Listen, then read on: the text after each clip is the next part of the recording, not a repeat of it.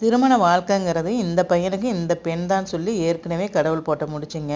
ஆனால் ஒரு அம்மா பார்த்தீங்கன்னா, தன்னுடைய தெரிஞ்ச பையனுக்காக அந்த அம்மாவுடைய சொந்தக்கார பொண்ணையே முன்ன நின்று கல்யாணம் பண்ணி வச்சுருந்துருக்காங்க.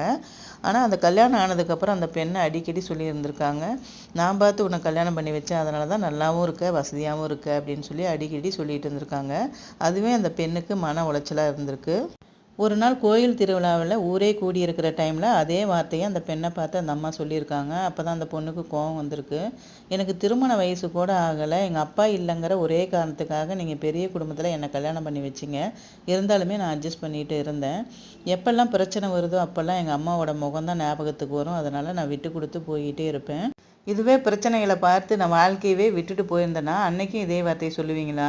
நான் பார்த்து உனக்கு கல்யாணம் பண்ணி வச்சேன், அதனால தான் உனக்கு இந்த மாதிரி ஆயிடுச்சுன்னு சொல்லுவீங்களா அப்படின்னு சொல்லிட்டு அந்த பொண்ணு கேட்டிருக்கா. அதுக்கப்புறமா தான் அந்த அம்மா அந்த வார்த்தையை யூஸ் பண்ணுறது இல்லையாம்மா.